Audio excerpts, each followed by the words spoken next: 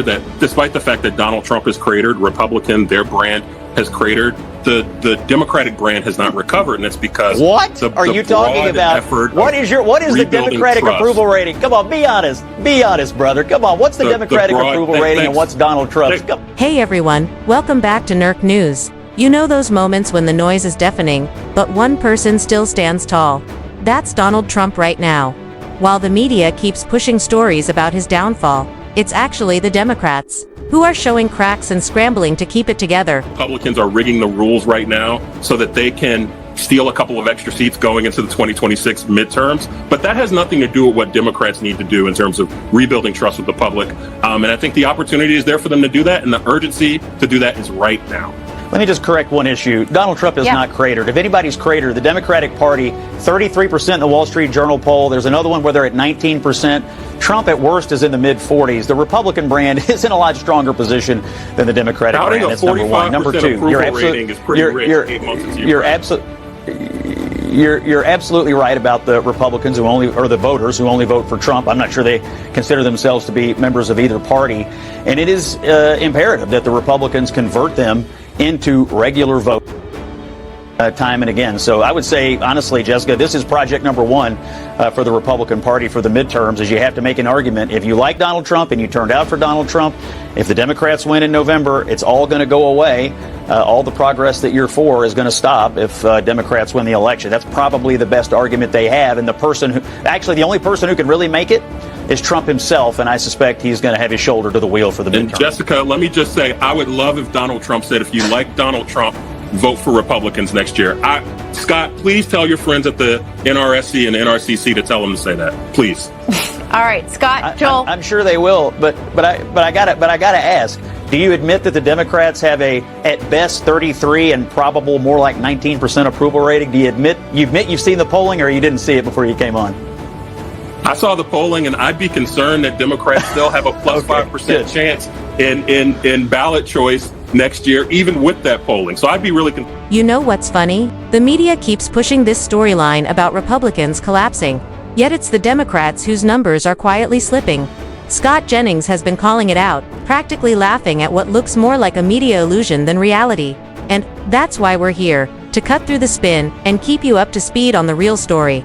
So, if you want to stay ahead of the chaos, hit that subscribe button.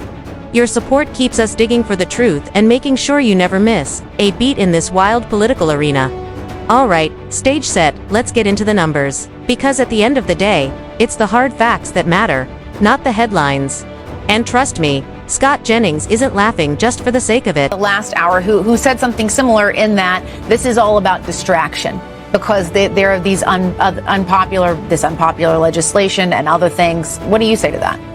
Well, he's more popular at this point in his second term than Barack Obama was in his, and he's more popular today than Joe Biden was in his. And so I disagree. I don't think Donald Trump's all that unpopular by historical standards, recent historical standards.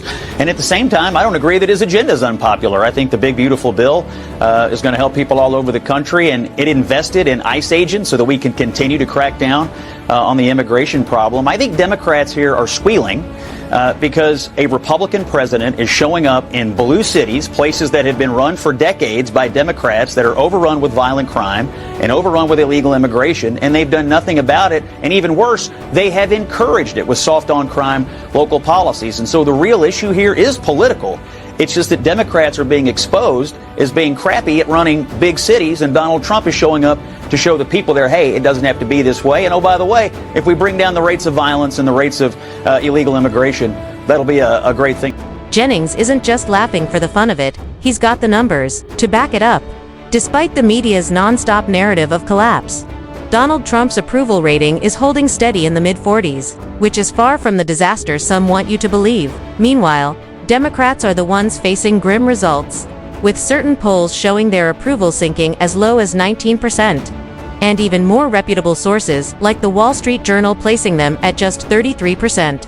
That's not a picture of strength, that's rock bottom. For a party convinced its policies connect with everyday Americans, The data suggests voters are quietly drifting away. Jennings underscored this point in a recent segment by pointing to voter registration trends across key swing states, showing that the supposed Republican crisis may actually be a Democratic one. Democratic brand right now has about the appeal with the American voter as the Cracker Barrel rebrand has with the American consumers. Bad, bad, bad. What are you doing? Oh my goodness gracious. What are we talking about here in terms of big party registration changes in the key swing states? Let's look at the key 4 swing states that in fact do keep track of registration by party. Look, the Republican Party is in their best position at this point in the cycle since at least 2005 in all 4 of these key battleground states. We go out to the Southwest, Arizona. How about Nevada? Republicans haven't done this well since 2005. Oh my goodness gracious, at this point in the cycle. North Carolina, I couldn't find a point at which Republicans were doing better at this point in the cycle. It's at least this century. It probably goes way back in the last century. And Pennsylvania, very similar. Republicans doing better at this point than at any point this century, at least as far as I could find. Now, what types of gains are we talking about here for the Republican Party? Well, let's compare it to this point during the first Trump administration all the way back in 2017. Look at this. The Republican Party gains in party registration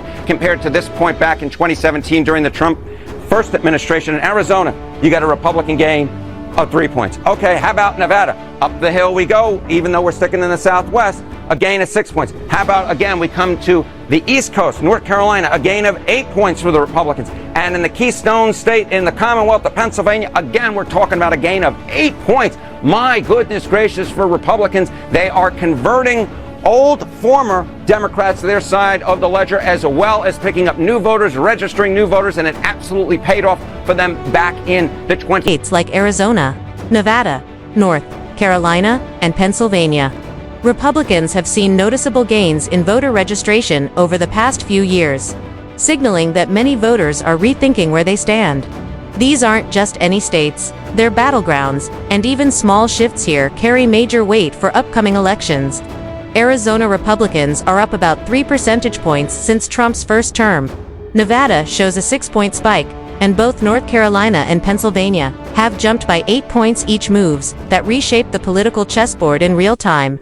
Jennings argues this momentum is being fueled by disillusioned Democrats, many of whom are fed up with Bidenomics and cultural policies that feel detached from everyday concerns like jobs, security, and stability. He also points out that Republicans now have an opening if they can turn Trump-leaning independents into long-term loyal voters. Their position in swing states could become much stronger. Meanwhile, Democrats face a trust problem. With approval ratings dragging and voters defecting, the party is in dire need of a course correction, if not new leadership altogether. Jennings' message is blunt: the warning signs are flashing, and ignoring them won't make them go away. At the same time, Trump's numbers tell a story of resilience despite non-stop media scrutiny and legal battles. His base remains solid, and may even be growing. That resilience extends beyond Trump himself, hinting at a broader Republican resurgence in states once thought to be slipping away. And here's the kicker. Some liberal voters now seem to be drifting toward Trump out of frustration with the current administration, as if the Build Back Better promise simply isn't connecting anymore. So the real question is, where does this go from here? Will Democrats recalibrate before it's too late? Or will Republicans ride this momentum into an even stronger position? Only time will tell, but one thing's clear. These shifts are real, and they're worth paying attention to.